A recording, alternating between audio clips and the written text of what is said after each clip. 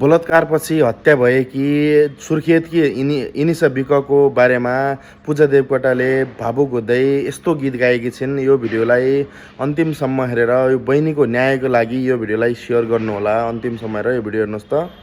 क्यारी गर्नु इज्जतको जताना जताना बहिनीले न्याय पाउनुपर्छ भन्ने जतिले यो भिडियोलाई अन्तिमसम्म हेरेर सेयर गर्नुहोला।